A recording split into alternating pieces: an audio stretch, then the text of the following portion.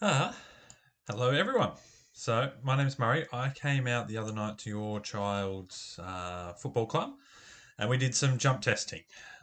There was a lot of questions of what is this and what is it for. So I thought I'd do a quick little video that'll help explain everything. Um, so jump testing is something we used to do and still do at the elite level. We can use it to predict recovery. We can use it to predict performance.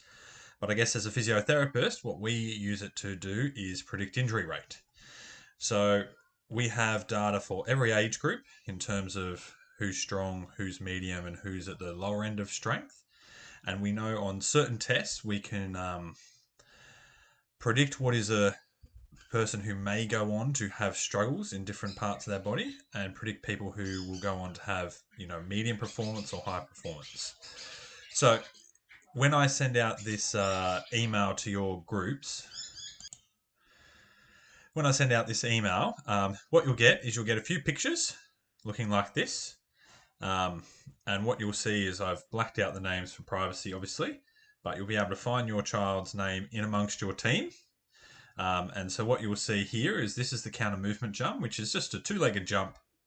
And what we're measuring is height. So you're seeing over here is centimeters in height. So how high they can get off the ground. This is the average of the team. And what I've also done is in these blue lines here, I've put the average scores of all 12-year-olds who are tested with this. So if your child tests up above this line here, then they're in the top 25% of 12-year-olds. If they're below this line, they're in the bottom 25% of 12-year-olds. Now what this can tell us is people down here have plenty of room for improvement.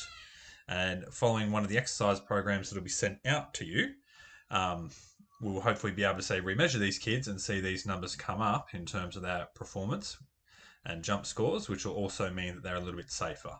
So the counter movement jump is really measuring the player's ability to jump as high as they can. So from a performance aspect, that is really beneficial.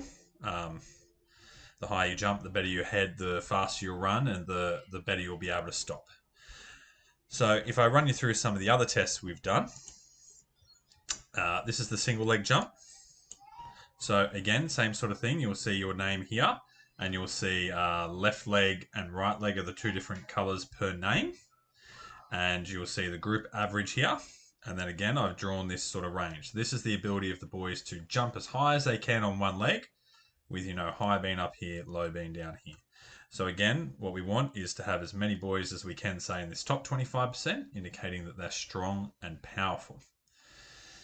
Now, these next couple of tests can be quite powerful. So this is a drop jump. So this is getting boys to drop off a step and then jump as high as they can. And what we're actually measuring here is speed. So this is moving at 1 meter a second, 0.5 meters a second, 0.25 meters a second. And what it tells us is if you're able to move fast and jump high, then it shows me that you can decelerate your running really effectively. And what this means is in ACLs, one of the biggest issues that players will struggle with is their ability to slow down and change direction. So if you have a really high number here, you are much less risk of an ACL. If you have a really low number, you are much higher risk of an ACL. So all of our rehabbers who have done an ACL, we want them above this 1 meter a second. The higher they are, the safer their knee is going to be.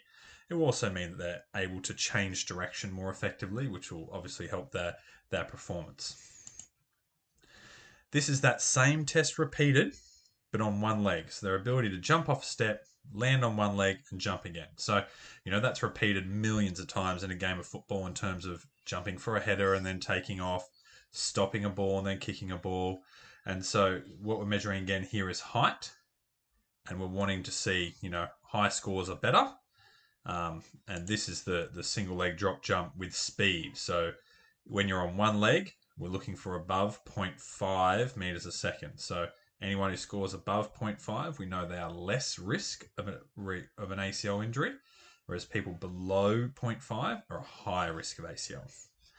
So if you're having a look at this data and you're thinking, oh, it looks like, our performance could definitely improve, I've sent a link through Move Health, which is a exercise software we use that will help following that strength program, the goal will be to see if we can get these boys up into these better zones.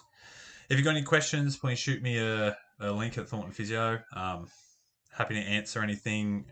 And if you want like an individualized assessment or an individualized program, or one of your athletes or children is struggling, there were a couple of kids in here who had low data because of a current injury, please book in. Like, fixing these is what we do. Getting these performance metrics back up is what we do. One of the only clinics in the region that have this sort of capacity to measure. So yeah, it's really beneficial, and let's make it count. Have a good day, everyone.